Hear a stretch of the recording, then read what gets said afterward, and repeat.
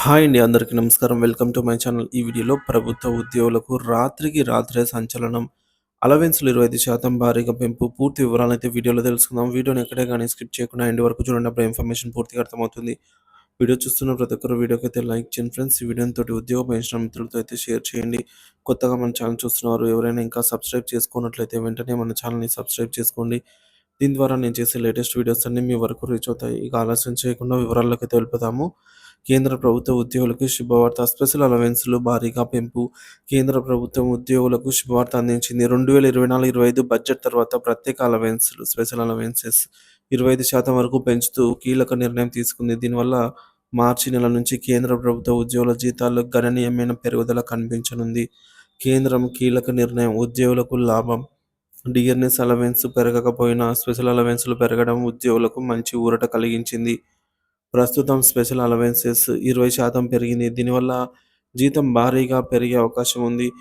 ఇక 7వ వేతన సంఘం ప్రకారంగా జనవరిలో డిఏ 53% చేరింది. దీని ప్రభావంతో అనేక శాఖలు స్పెషల్ అలవెన్స్‌లను సవరించాలని కోరాయి. ఇప్పుడు ఒకేసారి స్పెషల్ అలవెన్సెస్ 25% వరకు పెంచినందుకు ఉద్యోగులకు అదనపు లబ్ధి అయితే అందనుంది.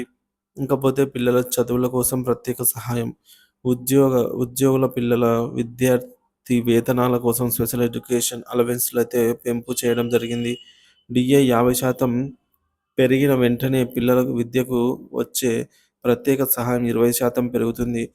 ఈ మార్గదర్శకాల ప్రకారం ఉద్యోగులకు లభించే ప్రయోజనాలు ఈ విధంగా ఉండబోతున్నాయి. పిల్లల చదువు కోసం 2,812 నెలలకు ట్యూషన్ ఫీజు, పాఠశాలల ఖర్చులు.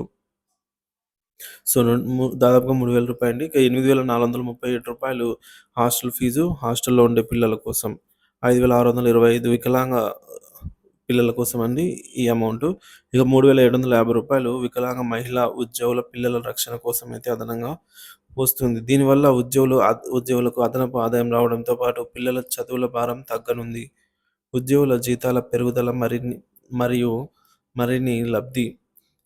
కేంద్ర ప్రభుత్వం కొత్త మార్గదర్శకాల ప్రకారం డిఏ 50% చేరుకున్నప్పుడు అనేక ఇతర అలవెన్స్‌లు కూడా పెరుగుతాయి.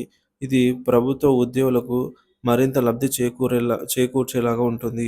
ప్రభుత్వ ఉద్యోగులు ప్రస్తుతం కొత్త వేతన సంఘం ప్రక్రియను కోసం ఆసక్తిగా ఎదురుచూస్తున్నారు. ఈ మార్పుల వల్ల వారికి అధికంగా ప్రయోజనాలైతే అందనున్నాయి. ఉద్యోగులకు మరింత మేలు. కేంద్రం తదుపరి చర్యలు.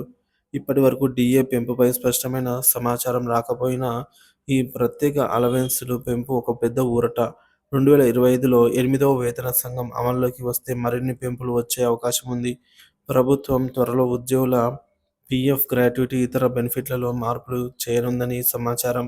ఉద్యోగులకు ఈ పెంపు ఎంతగా ఉపయోగకరం అంటే ఈ పెంపుతో ఉద్యోగుల ఆదాయం పెరుగుతుంది. పిల్లల చదువుల ఖర్చులు తగ్గించుకునే అవకాశము ఉంది. హాస్టల్ ఫీజు, వికలాంగ పిల్లల కోసం అదనపు సాయం అయితే అందుతుంది. కేంద్ర ప్రభుత్వ ఉద్యోగుల జీతాల పెంపు బెనిఫిట్ల గురించి మీ అభిప్రాయం ఏంటి? ఈ పెంపుతో ఉద్యోగులకు నిజమైన లాభం ఉందా లేదా? మీరేమనుకుంటున్నారనేది కామెంట్ ద్వారా తెలియజేయండి friends. Thank you for watching this video.